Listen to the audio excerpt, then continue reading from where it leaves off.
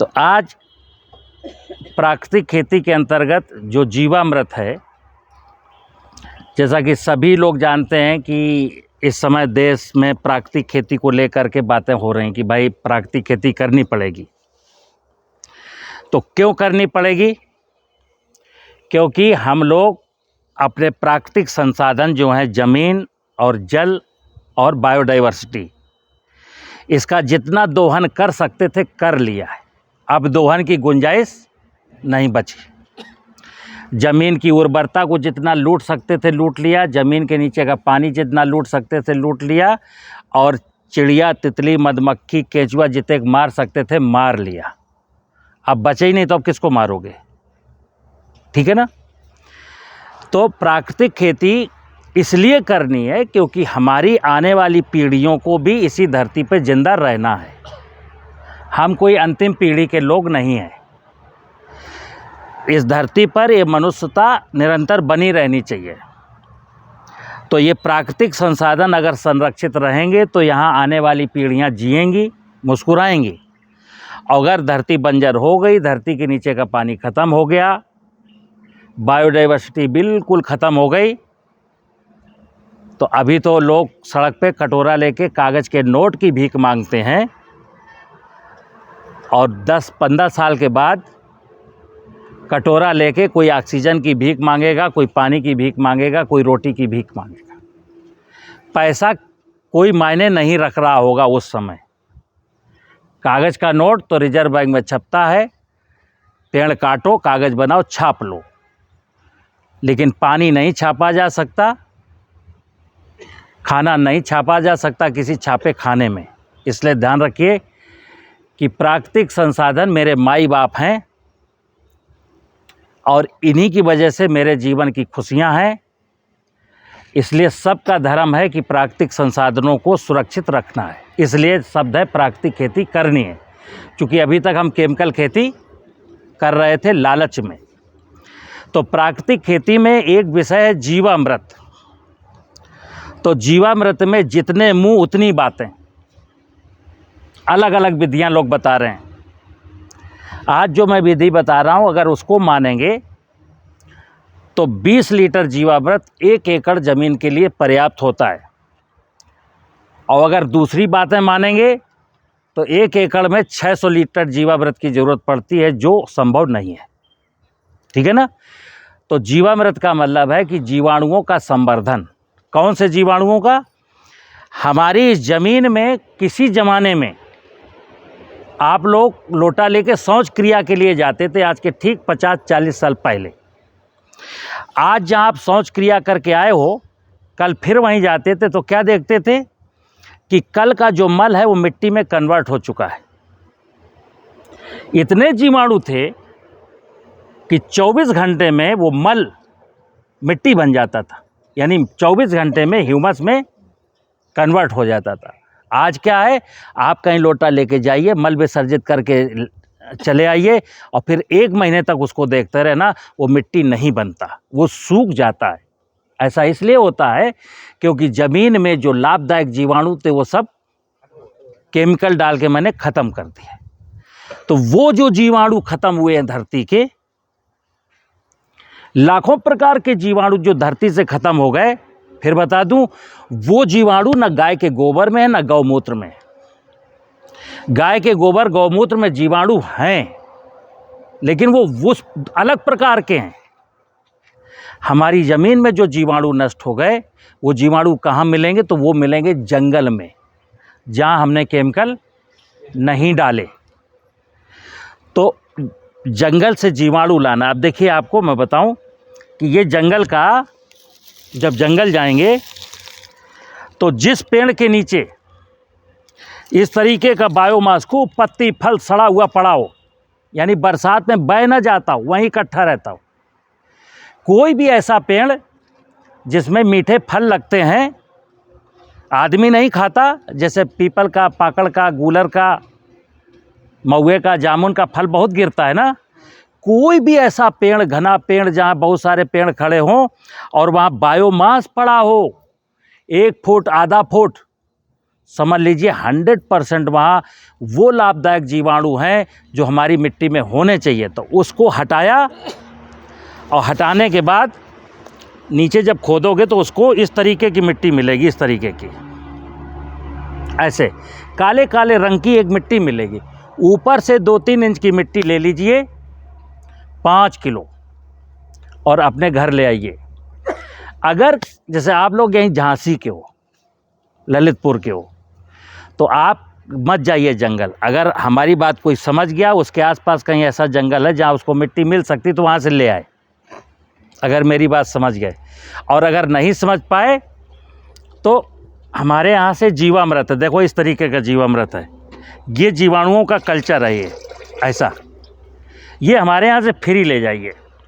हमारे यहाँ 5-6-7 हज़ार लीटर रखा है, ठीक है ना।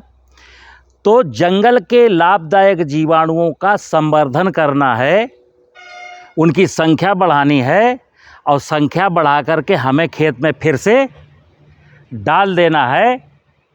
और जब डालेंगे तो ध्यान रखना, हमने बताया ये रसायनों की वजह से मरे हैं, और अगर आपने जीवामृत बनाया, खेत में डाला और फिर क्लोरोपाइरीफास डाला, तो फिर वो डालना ना डालना बराबर हो गया, क्योंकि फिर मर गए,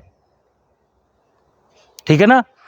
तो हम आपको बता रहे हैं कैसे बनता है, सही विधि क्या है। तो देखिए, ये मैंने जंगल की मिट्टी ली है।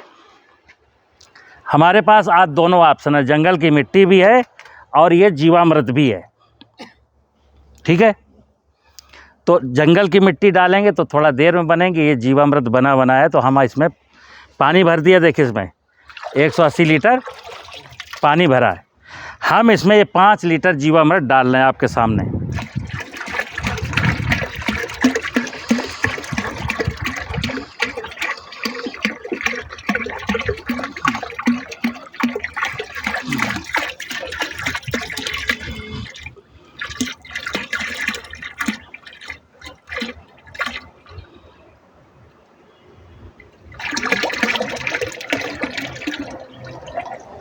अब इसमें 5 लीटर जीवाणु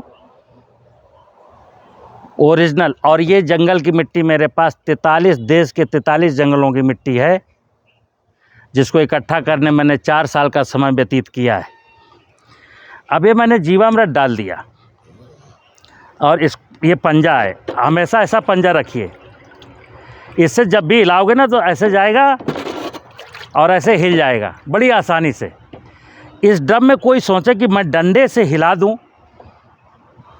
ऊपर तो हिला सकते हो, नीचे का पानी नहीं हिलेगा डंडे से। हाँ, अगर ये इतना होता तो हिल सकता था। इसमें डंडा नीचे से पानी को पूरा रोटेट नहीं कर सकता, इसलिए लोग कहते हैं डंडे से हिलाओ, ये संभव नहीं है। इस पंजे से हिलाओ, ऐसे से पूरा पानी ऊपर का नीचे, नीचे का ऊपर हो जाएगा। तो अब इसमें हमने 180 लीटर में 5 लीटर जीवामृत डाल दिया, मतलब जीवाणुओं का कल्चर। अब हमें डालना इसमें आटा, ये आटा है, हमने इसमें डाल दिया आटा। कितना है? 5 किलो। 5 किलो डालना है। हमारा आटा 6-7 किलो है। गेहूं का आटे के बारे में बता दूं, कोई ये कन्फ्यूजन ना पाले कि आटा चने का हो कि उड़द का हो। आटा माने आटा, जौ का आटा, मसूर उसका, बाजरे का आटा, ज्वार का आटा, मक्के का आटा, गेहूं का आटा, यानी जो आटा सस्ता हो वो आटा, समझ गए ना। वो बेसन मत डालना, वो वाला जो आता है राजधानी बेसन, 150 रुपया किलो, बात समझ गए ना। तो इसमें मैंने आटा डाल दिया और आटे को इसको मैंने घोला। अब आटा क्या है? आटा जीवाणुओं का भोजन अभी नहीं है। ये आटा 20-25 दिन तक बेमतलब का है, इसको जीवाणु नहीं खाएंगे, भी ध्यान रखना। क्योंकि आटे का जो पार्टिकल है ना, एक आटे का कण जीवाणु के कण से 10 गुना बड़ा है। तो जीवाणु, छोटा जीवाणु बड़ा चीज़ कैसे खा लेगा? तो जीवाणु खाएगा जो चीज़ जीवाणु से छोटी होगी, तो उसको कहते हैं नैनो पार्टिकल। जो चीज़ नैनो पार्टिकल में होगी जीवाणु उसी को एब्जॉर्ब करेगा। अब हमने इसमें डालेंगे 5 किलो गुड़। देखिए गुड़ है, हमने इसमें 5 किलो गुड़ डाल दिया।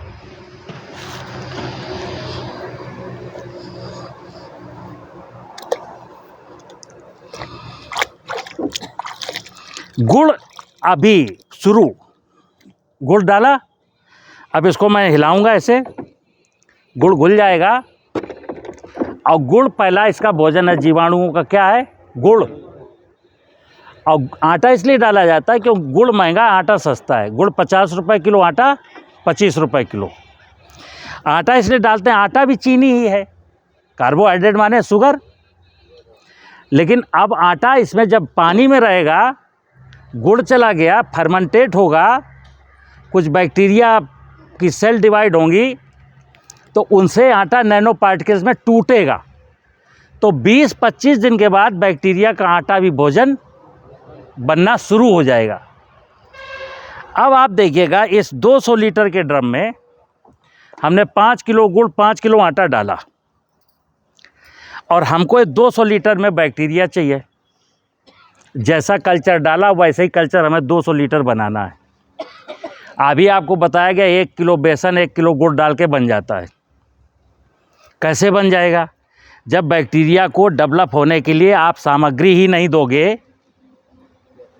और उसको समय नहीं दोगे, 72 घंटे में बन जाएगा। कैसे बन जाएगा? तो इसको भोजन भी खूब चाहिए और समय भी खूब चाहिए। तो अभी मैंने 10 किलो भोजन दिया इसमें, जैसे, और इसको हर रोज़ हमें हर रोज़ सुबह या शाम एक बार इसको हमें ऐसे से चला देना है। हर रोज़ एक बार। 15 दिन के बाद मैंने माना कि वो जो 5 किलो गुड़ दिया था, अभी आटा तो बैक्टीरिया के खाने लायक हुआ नहीं होगा और गुड़ ख़त्म हो चुका होगा, लगता है थोड़ा और देना पड़ेगा। तो 3 किलो गुड़ 3 किलो आटा आप फिर डाल देंगे 15 दिन के बाद। फिर 10 दिन जब बीतेंगे तो 2 किलो गुड़ 2 किलो आटा फिर डाल देंगे, और ये आप रेगुलर डालेंगे। 5 महीने बाद आपकी फसल बोनी है, तो 5 महीने में ये मानिए कि 1 महीने में 3 बार डालेंगे, 5 महीने में 15 बार डालेंगे। तो 15 बार जब डाला तो 30 किलो गुड़ और 30 किलो आटा खर्च हुआ। 30 किलो गुड़ का मतलब हुआ 30 × 15 1500 और 750 का आटा, 2250 रुपये खर्च हुए। आपकी फसल आ गई, 200 लीटर जीवामृत है। अब आप इससे 20 लीटर निकालिए, 1 एकड़ के लिए बता रहा हूँ, 20 लीटर निकालिए और सूखी हुई गोबर की खाद लीजिए 1 कुंटल सूखी हुई, उसमें 20 लीटर लिक्विड मिलाइए, डब्बे से छिनक करके हाथ से उसको मिक्स करिए, और 1 एकड़ खेत जिसमें पलेवा हो चुकी है, ज़मीन जोतने लायक आ चुकी है, उसमें बिखेरिए और ट्रैक्टर से जुताई कर दीजिए। नमी होनी चाहिए, ये जीवाणु आपके खेत में पहुंच गए। उसके बाद आप अपनी फसल बो दीजिए। अब बात आती है कि प्राकृतिक खेती में कुछ लोग कहते हैं कि साहब इसमें यूरिया, DAP, पोटास फिर कुछ न डालें। तो 2 चीज़ें कि अगर आपका गेहूं 1 एकड़ में मान लो 15 कुंटल होता है और आपने यूरिया, DAP, पोटास कुछ नहीं डाला और ये वाला नुस्खा घन जीवामृत बना के डाल दिया, तो आपका गेहूं 12-13 कुंटल, यानी जो 15 कुंटल हो रहा था वो 11, 12, 13, किसी किसी की ज़मीन बहुत ख़राब है तो कहो 10 ही रह जाए, इतना होगा। लेकिन मैं क्या कहता हूँ, किसान को वो चीज़ बताओ, वो टेक्निक बताओ जिसकी उसकी पैदावार ना गिरे। एक चीज़ पहले समझ जाए, फिर दूसरी चीज़ समझाएं उसे। तो पहले मैंने क्या कहा, ये जीवामृत डालना, DAP, पोटास, जिंक जो कुछ भी डालते थे वो सब मत डालना। लेकिन हाँ, नाइट्रोजन अगर 1 एकड़ में आप 25 किलो देते थे तो 25 किलो नाइट्रोजन का मतलब हुआ 55 किलो यूरिया देते थे, तो यूरिया पूरी देना। पहले यूरिया देते थे पहले सिंचाई पर, फिर तीसरे सिंचाई पर। आप क्या करोगे, तिहाई यूरिया दोगे फसल की बुआई पर, तिहाई दोगे पहले पानी पर, और तिहाई दोगे तीसरे पानी पर। फसल अगर आपकी 15 कुंटल हो रही थी तो 16 कुंटल होगी। देखिए आप, डीएपी, पोटाश, जिंक सब बंद, फसल 15 कुंटल की बजाय कितनी हुई, 16 कुंटल। आप ध्यान ये रखना है। कई किसान क्या करते हैं, अरे कौन सा बाबूजी देख रहे, एक मरतबा गुड़ नहीं डालते हैं। तो अगर आपने गुड़ आटा की बचत की, चोरी की, तो हमारी गारंटी नहीं है। तो ये जीव हैं, जीव को रेगुलर भोजन चाहिए, ये हमारी जिम्मेदारी है। इसके साथ कोई अन्याय नहीं होना चाहिए। तो अब देखिए हमने क्या कहा, ये एक ड्रम जीवामृत, ये 200 लीटर का ड्रम कई एकड़ के लिए हो गया, 10 एकड़ के लिए 200 लीटर जीवामृत का बन गया। अगर अच्छा बन गया तो कितने के लिए हो गया, 10 एकड़ के लिए। जैसे मैं कई वीडियो में कहा हूँ ये 2-2.5 महीने में बन जाता है, तो कुछ किसानों ने कहा 2-2.5 महीने में बन गया तो बन गया, लेकिन अभी फसल नहीं है, तो बोले अब तो बना ही गया, अब गुड़ आटा की क्या ज़रूरत है। तो बन तो गया था, 2 महीने में बन तो गया था, लेकिन तुमने सोचा अब तो बन गया, अब जाए गुड़ आटा की क्या ज़रूरत है, सो बंद कर दो। सो बन गया था, सो फिर बिगड़ गया। क्या हुआ भाई, देखो हमको बाइक से चलना है तो जिस दिन चलना उस दिन तेल डला लेना, लेकिन घोड़े से चलना है तो चलो या ना चलो उसको 3 किलो चना चाहिए।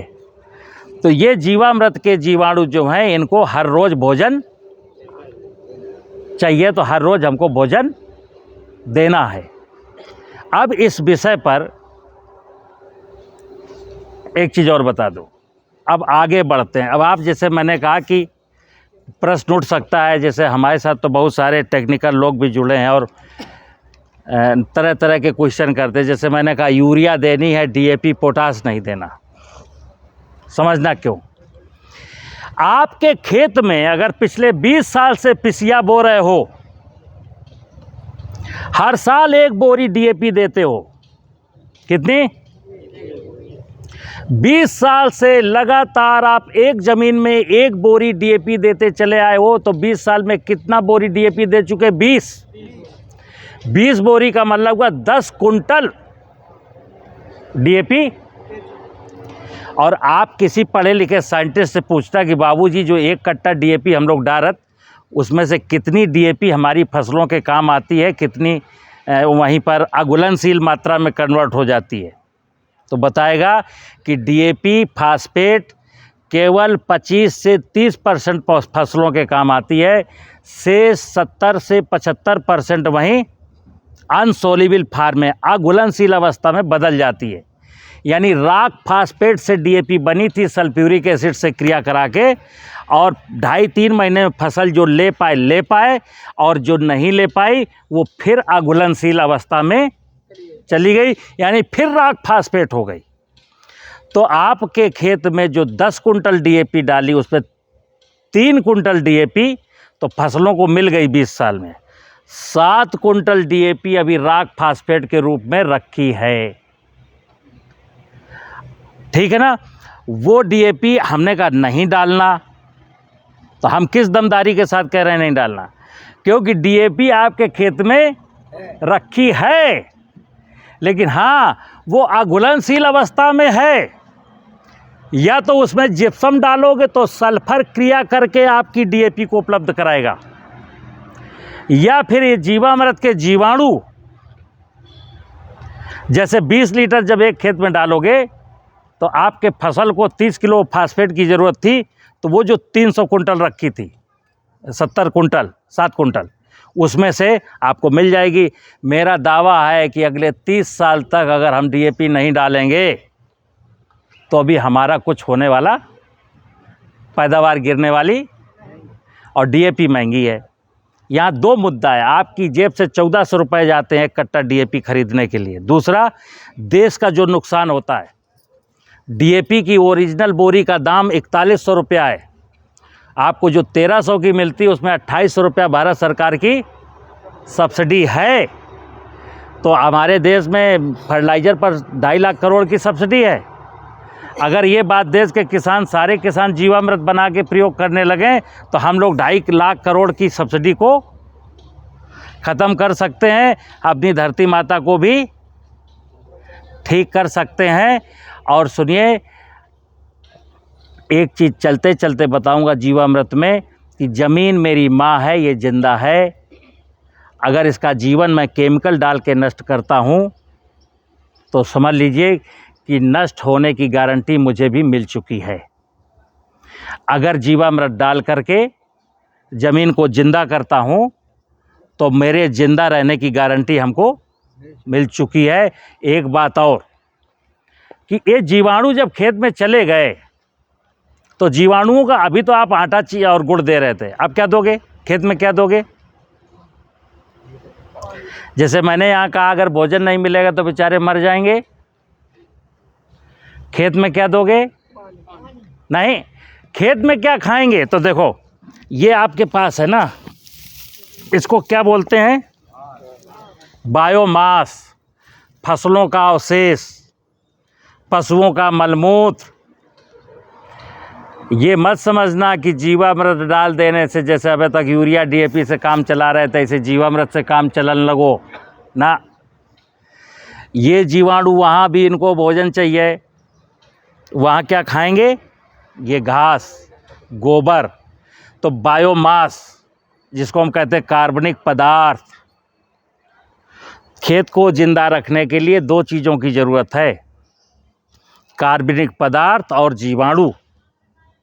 अब सुनना, ये कार्बनिक पदार्थ फसल नहीं खा सकती और ये जीवाणु फसल नहीं खा सकती। जो मैं दो चीज़ बता रहा हूँ, कार्बनिक पदार्थ भी फसल नहीं खाएगी और ये जीवाणु भी फसल नहीं खाएगी। तो अब प्रश्न उठा कि साहब, प्राकृतिक खेती में आप कह रहे हो कार्बनिक पदार्थ डालो, जीवाणु डालो, और आप कह रहे हो जीवाणु भी फसल नहीं खाएगी, कार्बनिक पदार्थ भी नहीं है, तो खाती क्या है? तो आपने एक नाम सुना है, जीवांश। वेद का सूत्र है, जीवे जीव आहार। इस संपूर्ण दुनिया में, जीव जगत की माया में, जीव ही जीव का भोजन है। सारी वनस्पतियां मांसाहारी हैं, लेकिन वो किसी का शिकार नहीं करती। जब किसी भी जीव का शरीर नष्ट हो जाता है तो उससे जो जीव द्रव्य निकलता है उसको क्या बोलते हैं? जीवांश। जब केंचुआ मरेगा, जब ये जीव मरेंगे, तो उनसे निकलने वाला जो पदार्थ है वो हमारी फसलों का भोजन है। ध्यान रखिएगा। तो जितने ज़्यादा बायोमास होगा, जितने ज़्यादा जीवाणु होंगे, उतने ज़्यादा जीवाणु मरेंगे, और उस पदार्थ का नाम है ह्यूमस। देखिए आप,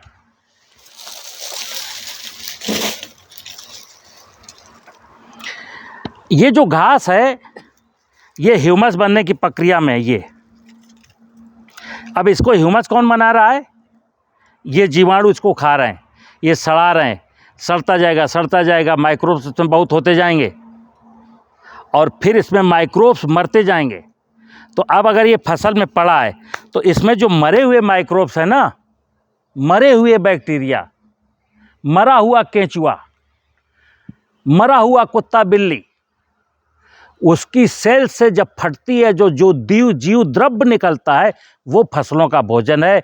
कुदरत का नेचर का नियम है, प्रकृति का नियम है कि हे बच्चा, तू वनस्पतियाँ खा ले, केला खा ले, अनार खा ले, गेहूँ खा ले, लेकिन जब तू मरेगा तो वनस्पति तैयार बैठी तुझे वनस्पति खाएगी। यही इस संसार का सत्य है।